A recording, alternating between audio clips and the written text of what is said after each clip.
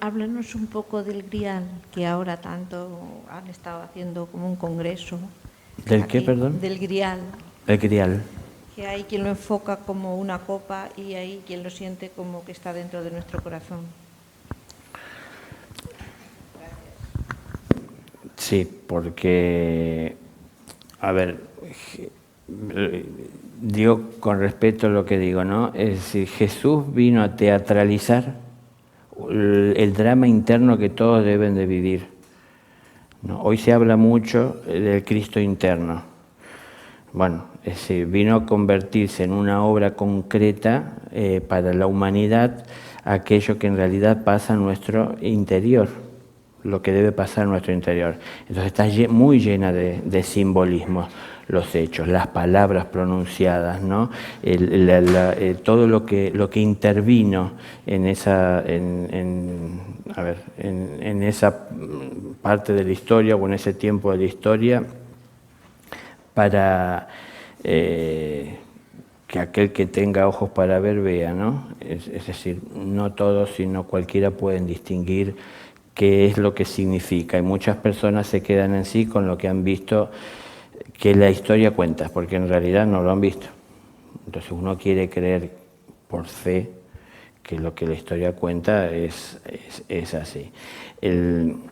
A ver, seamos sinceros. Podemos creer, como pintan algunas películas, que si consiguiésemos ese grial en el que Jesús tomó, entonces obtendremos la inmortalidad o la iluminación. Una copa de madera, ¿no? Es lo que había en el momento y es lo que se tomó. Y todo lo que en ella se volcó era el amor, ¿no? Entonces, el compartir el pan, el convertir el vino en sangre, es decir, es de la realidad de asumir un compromiso de entrega espiritual a ese camino, ¿no? Por eso, bueno, volvemos a esto que a veces hay que expresar, ¿no? De 1000 que me buscan uno me encuentra, de 1000 que me encuentran uno me sigue y de 1000 que me siguen uno es mío. Hay distintos estadios, ¿no?, en los que nos encontramos. Hay distintos grados de compromiso que podemos y que debemos tomar. Hay quien dice que ese cáliz es la mujer y en ese cáliz el hombre debe volcar su energía para fecundar hacia la naturaleza y el espíritu para que la luz llegue. Bueno, hay muchas cosas que se dicen, pero de hecho, yo vuelvo siempre a lo mismo. Cuando uno parte de este mundo o cuando llega el tiempo de un juicio, una evaluación, el padre no toma examen oral, no le interesa todo lo que leímos, ni lo esotérico o superficial y mundano que podemos hacer o saber, sino que está observando los hechos.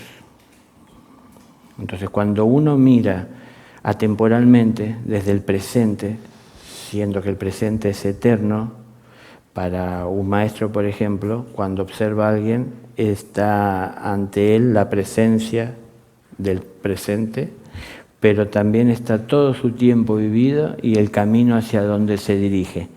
Porque en el presente en el que vive, eso se manifiesta y se refleja, ¿no? Por supuesto, para el Padre, por encima de todos. Esto es así.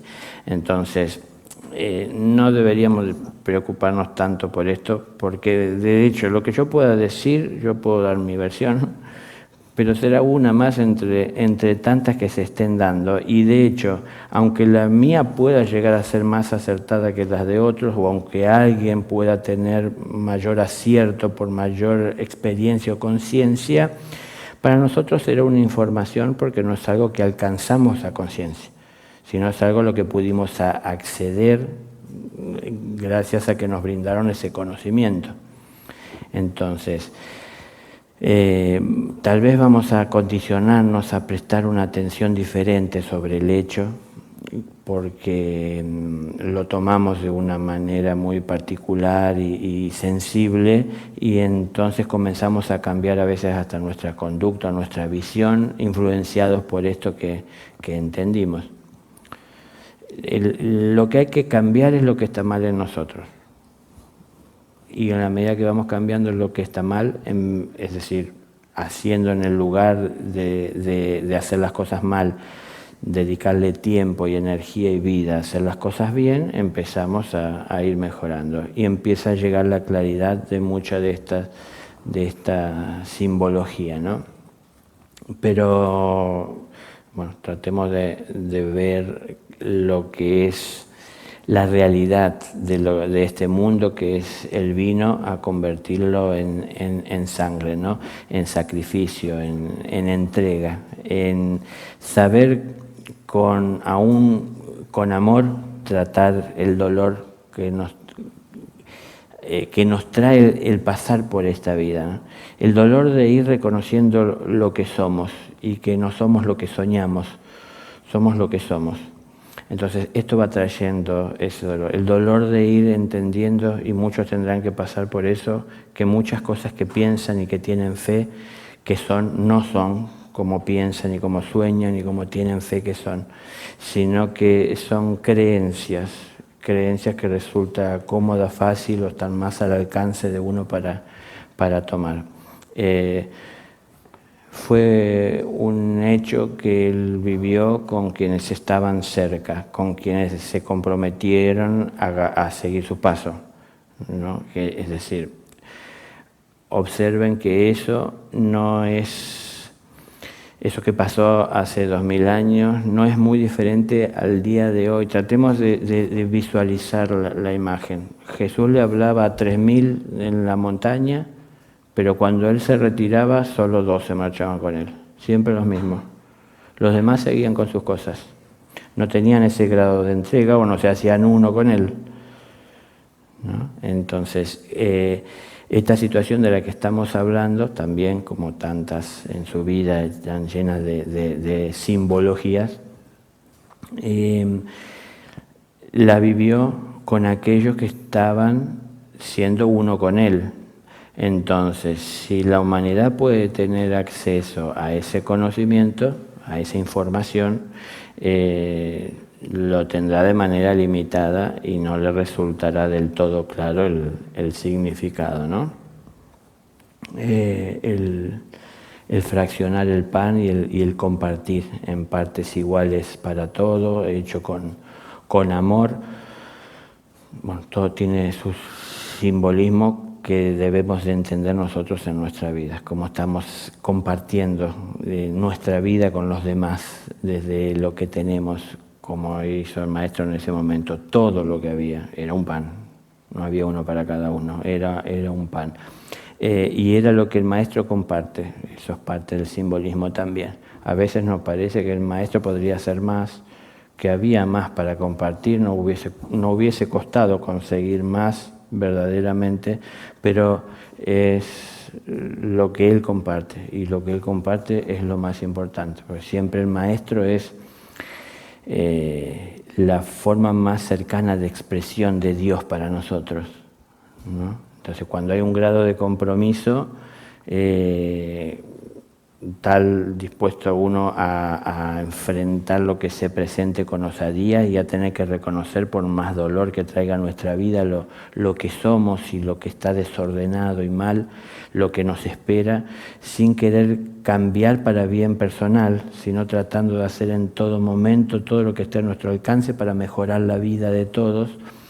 Cuando hay ese grado de compromiso, es que entonces uno acepta todo lo que del maestro viene sin dudar. Cuando uno tiene sus propias limitaciones y uno vive seleccionando en la vida, no acepta de cualquiera las cosas que nos dicen, ¿no? Y uno aún hasta lo del maestro lo toma con pinzas, como se dice, porque no termina uno de entregarse. Bueno, él siempre dio, al menos en lo que en la historia de la humanidad puede acceder, todo de sí, nunca guardó nada.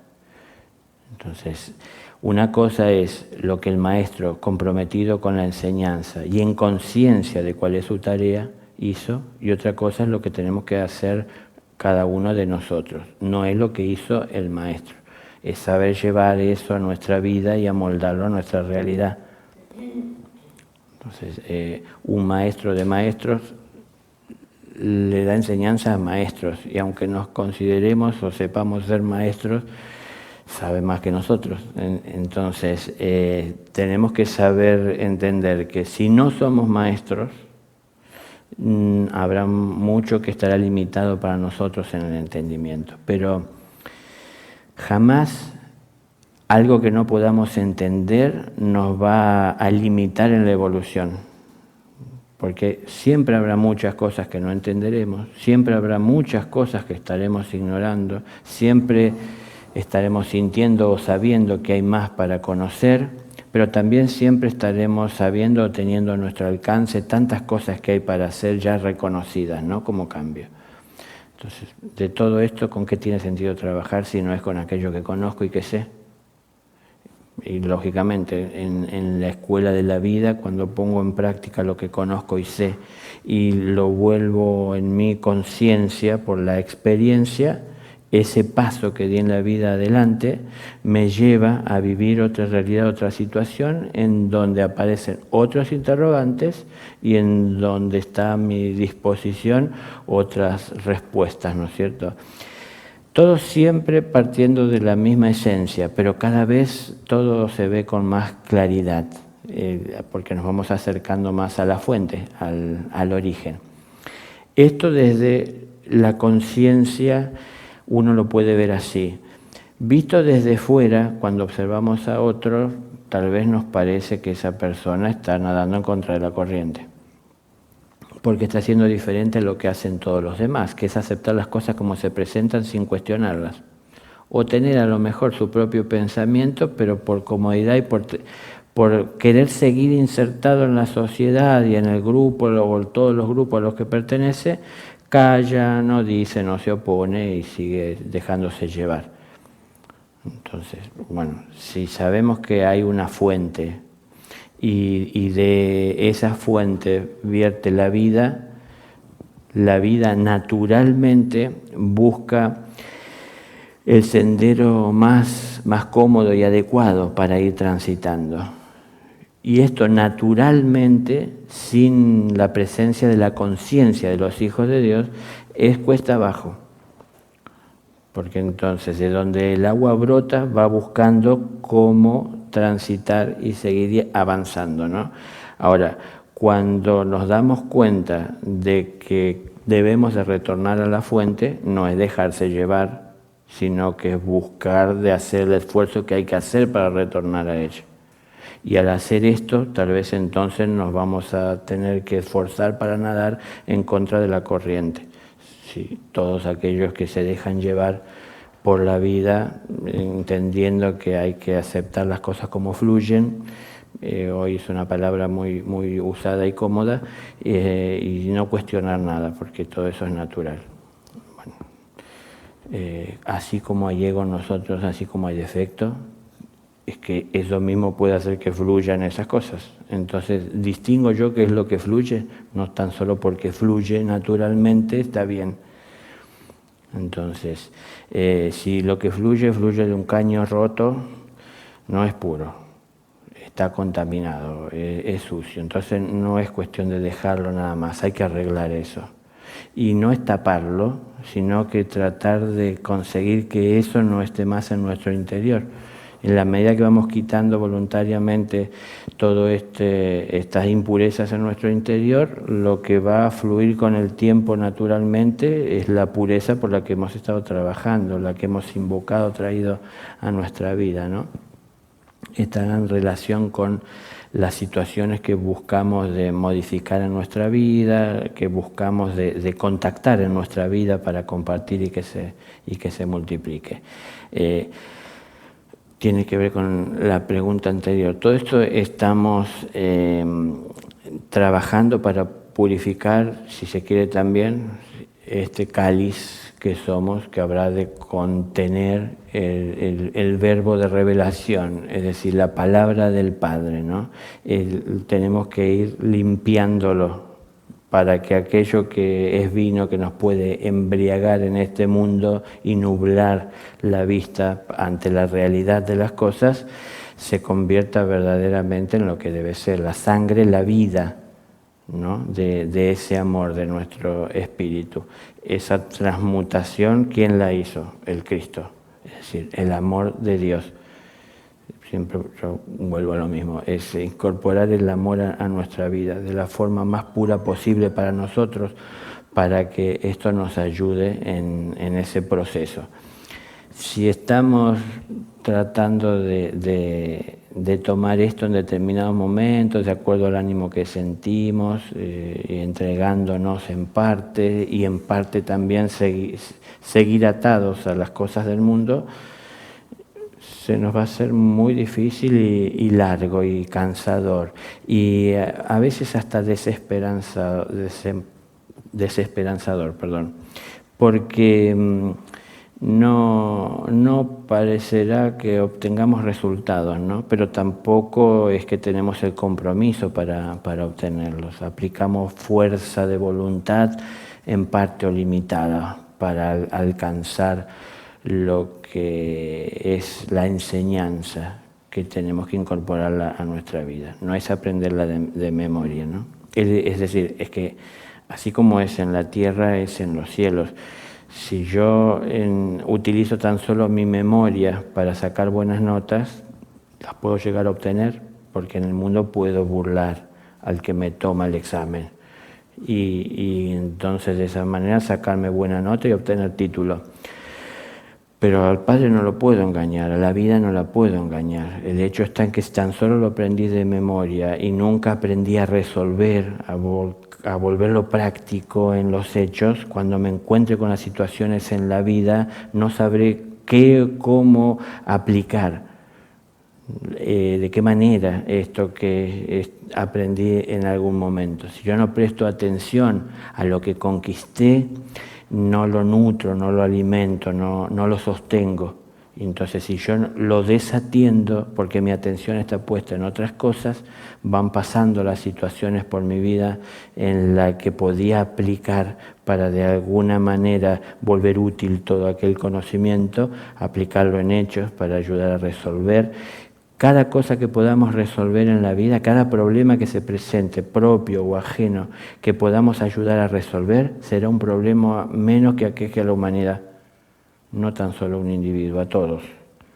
Entonces, cada tiempo que utilicemos en resolver problemas, tendremos más soluciones.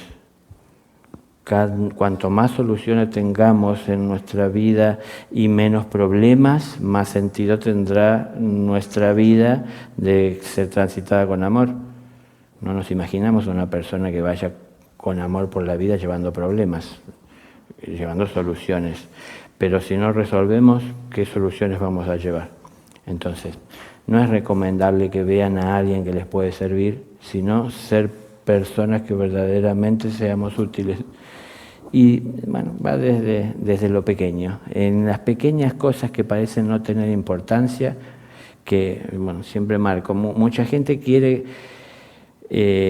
hacer algo que aparezca en difusión, que se vea, que se note que están haciendo. Hacer esas cosas pequeñitas diarias de agradecer, de reconocer, de brindar el espacio a otro, no, eso no tiene tanta importancia porque no lo ve nadie.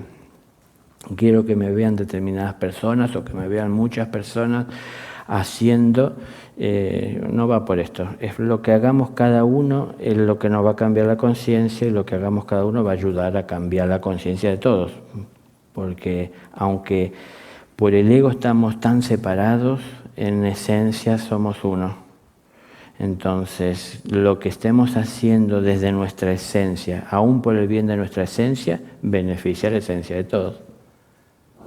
No importa lo pequeñito, ¿no? Como dicen, la gota con su persistencia perfora la piedra.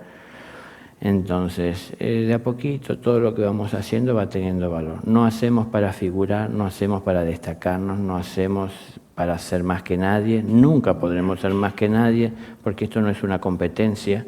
Se trata tan solo de reconocernos a nosotros mismos como seres capaces de amar mucho más allá de lo que estamos acostumbrados a amar. Entonces, bueno, todo esto que estamos siempre hablando, de alguna manera, está preparando ese cáliz para contener ese amor de manera pura. Pero en muchos esto es un proceso que lleva tiempo. No es que como el maestro, que es alguien definido y consciente, puede convertir el vino en sangre. Es un proceso que va siendo de a poco en nosotros, en la medida que vamos adquiriendo cada vez más compromiso, ¿no? Entonces vamos purificando y vamos limpiando ese cáliz. No es algo físico. Hay mucha simbología que busca de llevarse a lo físico, creyendo que el hecho de físicamente representar esa actuación que uno está viviendo en el momento va a tener el mismo resultado que en la realidad de lo que fue, por ejemplo, hace 2000 años. Entonces, aunque hagamos toda esa ceremonia, no está muchas veces presente el maestro como estuvo en el momento en el que hizo lo que hizo, ¿no? Por ejemplo, los matrimonios que pueden de alguna manera estar reconocidos por la Iglesia son cosas de las personas que hacen eso, no son cosas de Dios. Porque Dios une a dos personas tan solo por amor, cuando el amor está presente, no porque decidieron ir a poner la cara y a tratar de parecer ante Dios. Si el amor no está presente en su vida, no hay unión por parte de Dios y no hay bendición. Nosotros, si tuviésemos conciencia, no daríamos nuestra bendición a lo que vemos que no tiene el amor presente y manifiesto, ¿no? Porque sabríamos que esto traería dolor tarde o temprano, a uno, al otro o a ambos, o a una familia que se va a ir conformando desde esa base falta de amor. Entonces, no pasa por lo que hagan las personas. Digo, hay muchas simbologías. Jesús y el bautismo. Vieron que Juan le dijo, maestro, ¿cómo yo lo voy a bautizar a usted? Y Jesús le dice, debes cumplir la ley. Jesús fue a vivir lo que en realidad no necesitaba, porque era puro. Pero, es decir, hay cosas que son simbólicas que tenemos que entender que debemos hacer y de vivir en el mundo, por el mundo en el que estamos en sí, pero hay muchas cosas que debemos de entender, tenemos que llevarlas a la práctica. Si no todas ellas, es decir, muchas de ellas, llevarlas a la práctica a través de nuestra vida para que se vuelvan una realidad y deje de ser algo simbólico y se vuelva algo concreto. Y cuando se vuelva algo concreto, produzca verdaderamente los cambios que producen los hechos en nuestra vida interna y también se verá reflejado en nuestra expresión.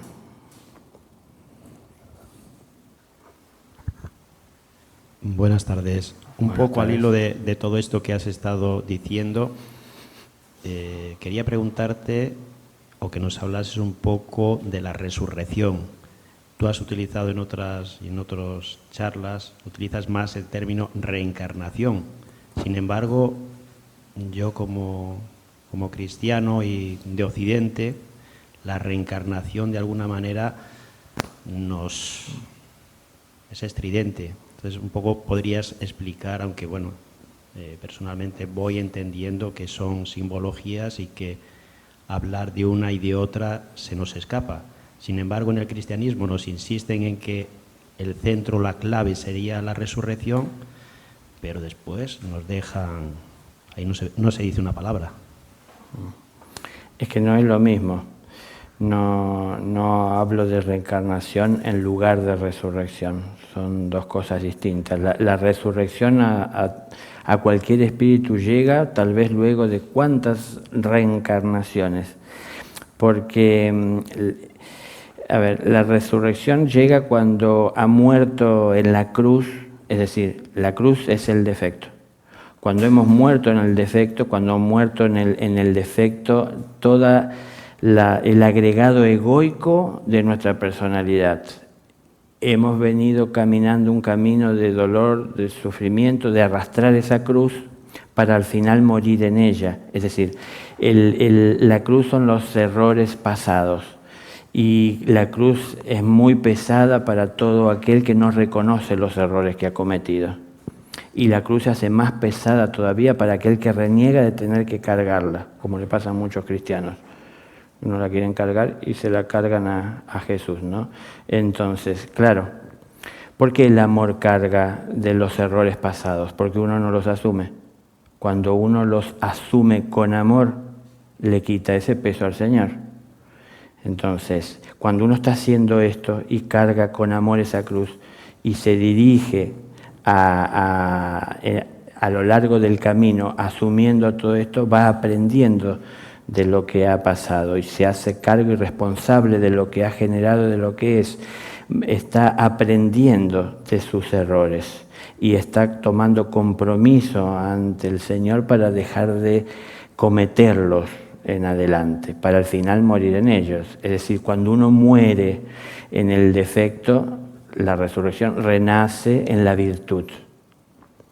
Entonces, esto es un poco, para entenderlo más, si quiere, superficial o dentro de lo que en el mundo se puede entender. En los planos espirituales acontecen otras cosas, ¿no? Porque cada ego que uno tiene vida y el ego tiene un propósito, tiene una conciencia, tiene un cuerpo, ¿no? Tiene un objetivo, tiene una energía que utiliza para expresarse, a través de la cual él va creciendo, a través de la cual él va entrando en contacto con la realidad. Esa entidad creada por nosotros como ego y alimentada, sostenida, va creciendo junto con nosotros en la medida en que no advertimos que está en nuestro interior, sino que nos sentimos ser Él. Entonces crece gracias a nuestra inconsciencia o a identificarnos con Él y asumir que somos.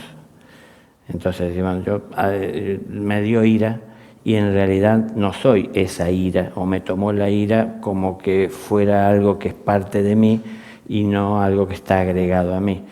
Pero cuando uno muere en la cruz, cuando uno muere en el defecto, es que entonces uno ya ha tomado conciencia que no debe de darle de comer, por supuesto, que uno mismo ha renunciado a ese hijo del defecto que es el ego, el espíritu, ¿no? Es el que hace toda esa renunciación. El amor de Dios que viene marchando y avanzando y llega a ese grado como una coronación, de tomar esa conciencia de renunciar a la forma física y entregarse al final en manos del Padre. Es todo un proceso evolutivo interno. Y la resurrección es a partir de la muerte del ego. Pero la muerte del ego no es precisamente una muerte física. Y es una muerte simbólica esta, la de la cruz, por el hecho de que uno debe de cargarlo a lo largo del camino para al final morir en ella. Esta era una muerte que tenían los ladrones en aquella época, no fue algo que solo hicieron a Jesús, ¿no? Entonces tiene esto, el simbolismo que estoy marcando. La muerte en la cruz es dolor, es renunciación, es dolor constante de tener que cargar. Es, lo que yo siempre trato de rescatar en medio de todo esto. Es algo que se hace difícil de sobrellevar en algún momento y hasta en algún momento, como a Jesús le pasó, se vuelve tan pesado que ya no podemos seguir y Él cae y la cruz encima de Él, pero apareció alguien que le ayudó a cargar esa cruz. Es decir, el Padre no nos abandona jamás. Y Él no se negó a morir en ella, ¿no? Porque nosotros por ahí llega un momento en que a lo mejor es tanto el dolor que no queremos seguir padeciendo y entonces enseguida renunciamos. Ahora, el amor nunca renuncia, nunca hay que renunciar al amor. Por eso hasta última circunstancia, hasta el último momento, es con amor que tenemos que llevar nuestra vida adelante, cargando y asumiendo lo que somos, dispuestos a morir en ello, arrepintiéndonos, tomando conciencia de lo que hemos hecho, para poder, luego de morir, nacer en la virtud, es decir, la resurrección. Pero como decía recién, la resurrección no es precisamente morir en lo físico, sino que la resurrección se debe dar en todo ser en vida, es decir, renunciar al defecto. Renunciar al defecto no es precisamente morir en él, sino que comenzar a dejar de darle alimento. Entonces, bueno, como Jesús decía, no importa el tiempo que se demoren dentro del desierto, lo importante es que salgan triunfando, ¿no? Es decir, el tiempo que sea que uno tiene que estar en soledad con su alma para tratar de volver a religarse con su Padre y esclarecer y obtener esa fuerza, esto es lo que uno tiene que seguir y que hacer y que atender. Eso llega en un tiempo de la vida luego de haber transitado un tramo del camino, no es algo que uno pueda empezar a hacer. Jesús hizo esto a los 30 años. Entonces estuvo 30 años viviendo en el mundo, atendiendo, conviviendo con su familia, con la realidad que tenía que convivir y descubriendo en su interior aquello que estaba. Bueno, son procesos y cosas que tal vez no están muy a la vista, pero hasta negándose a hacer lo que tenía que hacer en algún momento, pero no por falta de amor, sino porque consideraba que no estaba preparado para hacer lo que se le pedía. Entonces, fue todo un proceso que lo condujo hasta bueno, alcanzar ese estado de conciencia que le exigía o le demandaba tener esa experiencia de verdaderamente entregarse de lleno en manos de Dios. Es decir, el desierto es despojarse de uno mismo. Y nada de lo que es de uno y de lo que es de necesidad de este mundo ya es algo que nos interesa, ¿no?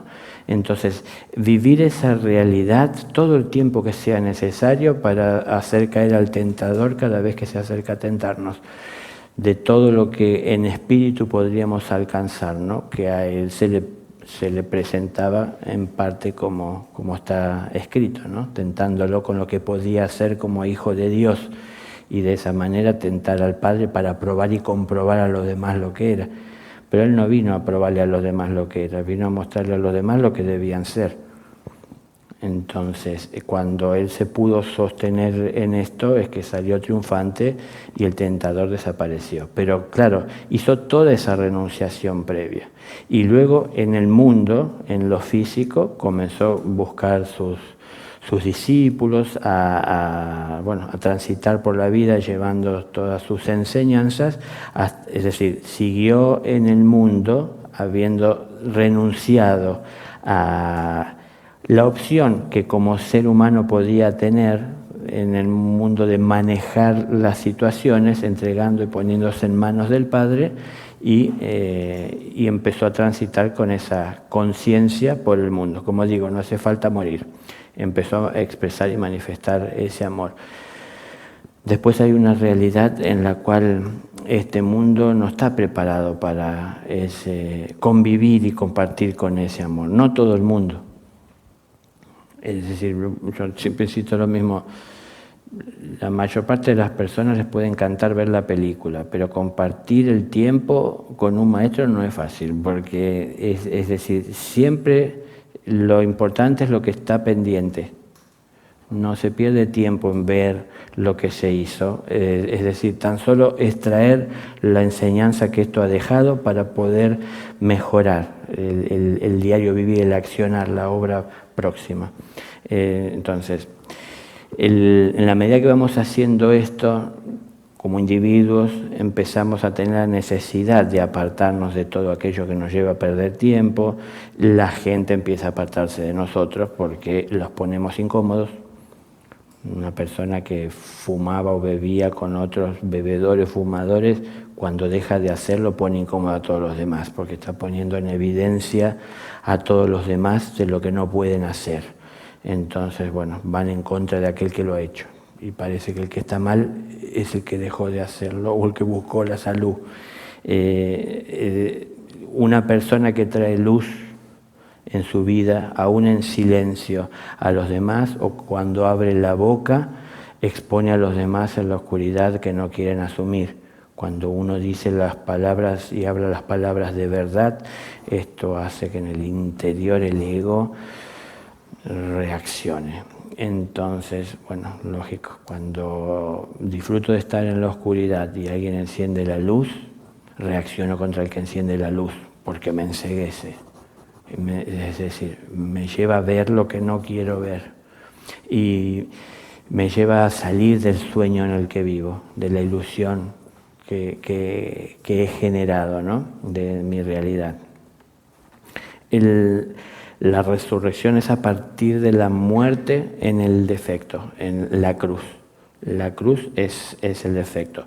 La reencarnación es lo que vamos teniendo que vivir, o por el camino por el que vamos transitando, de venir en cada tiempo que es necesario a este mundo en otras formas para tomar cada vez más conciencia de la realidad de este mundo, de la realidad de nuestra conciencia en este mundo, de nuestro ser.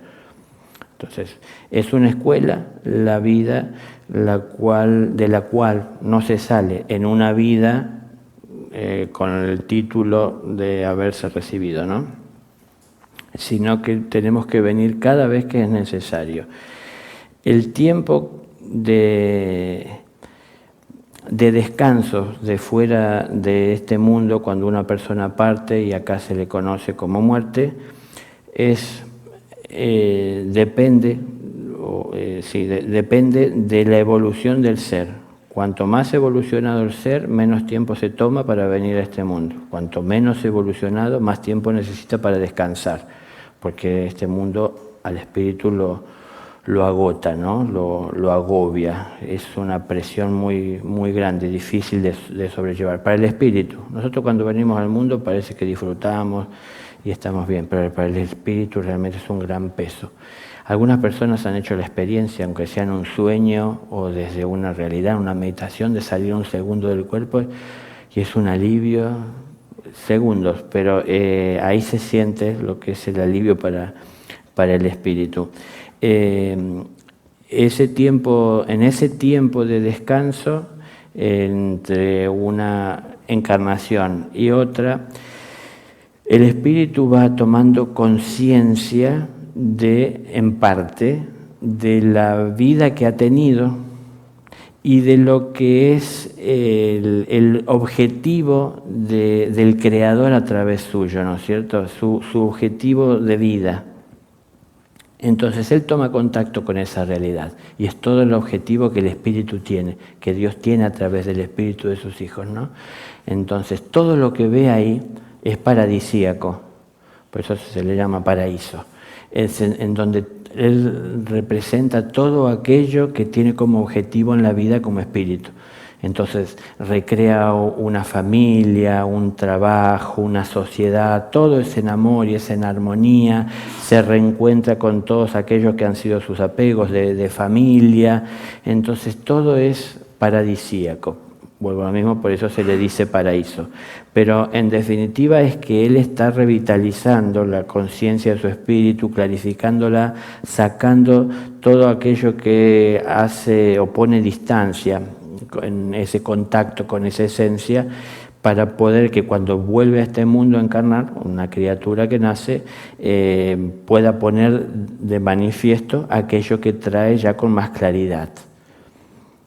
Pero bueno, ahí venimos entonces otra vez de vuelta a la realidad nuestra. Cuando nace un hijo en nuestra familia, nosotros tratamos de darle todo el amor que está a nuestro alcance, pero también de ir dándole la forma que nosotros entendemos va a ser la mejor para él. Poca importancia le solemos dar a la vocación de ese ser que viene. Más estamos queriendo que él exprese lo que para nosotros es bueno y que no exprese lo que para nosotros es malo. Y bueno, lo empezamos a formar como un adulto que sea responsable y que participe de esta sociedad para el bien según nuestro entendimiento. Entonces lo que pueda traer ese espíritu recién nacido empieza de a poco a ser desplazado, ¿no? Porque empezamos a imponerle lo que debe de vivir y de qué manera debe mirar e interpretar la vida. En la reencarnación tenemos que ir experimentando todas estas situaciones. cuando, trascendiendo todas estas limitaciones con las que nos encontraremos, sobre todo en nuestro desarrollo, en donde los padres no nos preguntan cómo nos va, qué queremos, generalmente nos imponen, más o menos amorosamente, pero en general uno tiene que seguir las leyes y el orden que hay dentro del hogar. Cuando trascendemos tal vez esta que puede ser una limitación, no es que todos los hogares se imponga, pero lo que puede ser una limitación, cuando trascendemos esto empezamos a tener la libertad. Cuando tenemos la libertad empezamos a decidir por nuestra propia vida. Si tomamos bien las decisiones, si vamos iluminando la vida que tenemos, si vamos trayendo conciencia, si empezamos a trabajar con las limitaciones egoístas que tenemos para que nuestro ser se pueda expresar más puramente, sin tanta interferencia, esto mejorará para la próxima reencarnación el ambiente en donde yo vaya a venir a este mundo, ¿no? Es decir, porque yo me estoy preparando, porque yo estoy trabajando y porque el Padre siempre intenta ayudarme a salir adelante.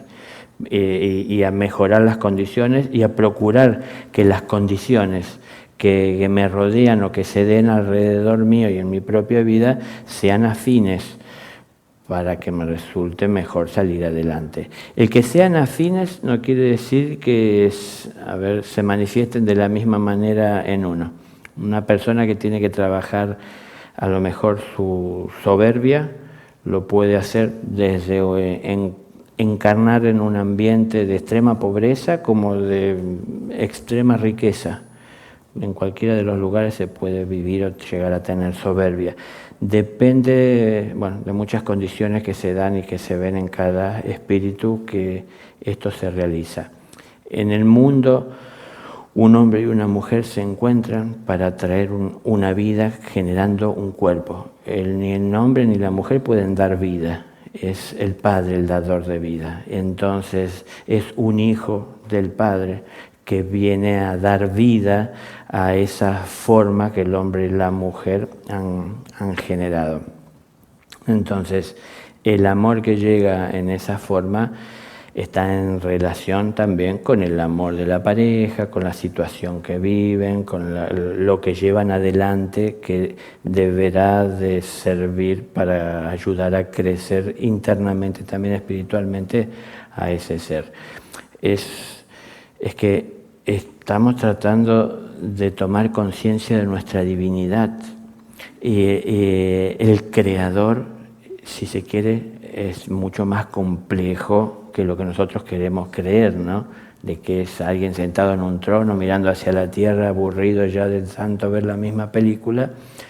No, es algo muy, muy complejo. Y es muy complejo porque todo se lleva adelante en compasión, considerando por igual a toda forma de vida y con respeto y con el libre albedrío dentro del reino humano para elegir, con el instinto que tienen determinados reinos en su desarrollo, con la intuición que tienen sus hijos, en donde ellos pueden decidir, seguir, hacer o darle una interpretación a lo que hay en su interior. Hay toda una complejidad. Todo eso no se aprende en una vida y el cielo no está tan lleno de personas como algunas religiones creen, que se mueren, hicieron en la vida lo que quisieron, no le dieron importancia al mundo, pero tan solo con que pidan disculpas al último, perdón o hagan una oración se van al cielo. No es tan fácil alcanzar el cielo.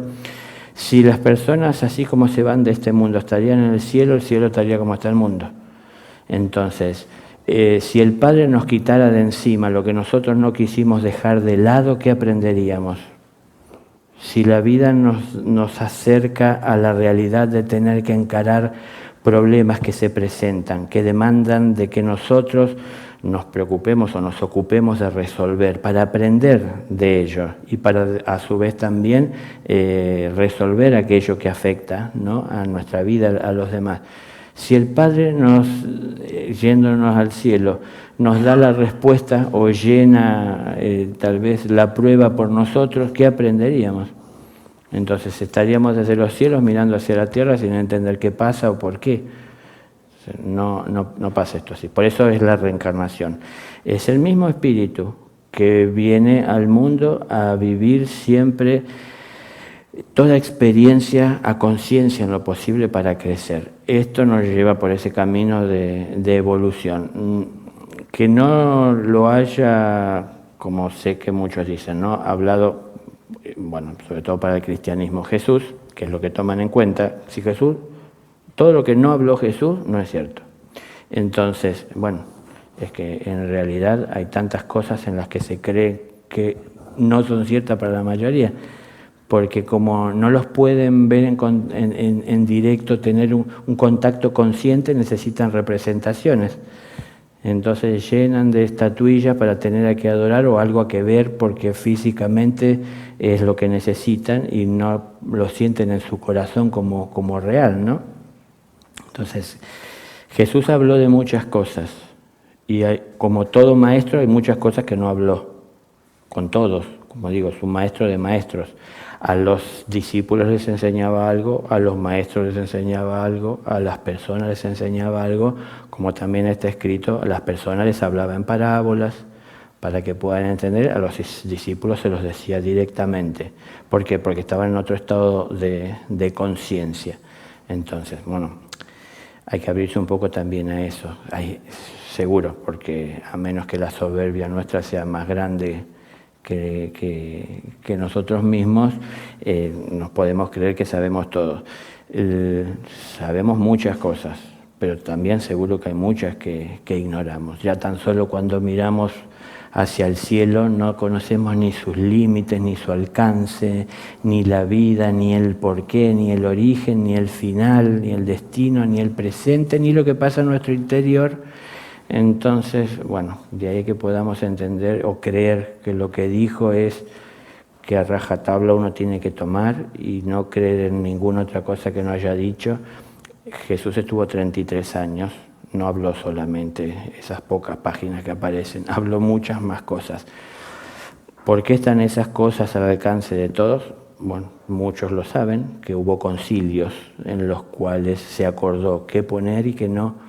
Hubo personas que hicieron la interpretación por todo el mundo de qué era inspirado por el Espíritu Santo y qué no. Personas que si hubiesen dejado todo lo que había para transmitir y para expresar, no tendrían hoy ellos mismos cómo explicar el porqué. Entonces, bueno, ahí crearon que Dios tiene misterios. Dios no tiene ningún misterio, no tiene lógica. Es la luz, en la luz no hay misterios, todo está a la vista. Entonces, de acuerdo a la altura a la que uno llega o cuánto se acerca a la luz, las cosas son más claras. Si uno permanece en la oscuridad o alejado, las cosas son más confusas o difusas. Entonces, bueno, creo que estamos en horario.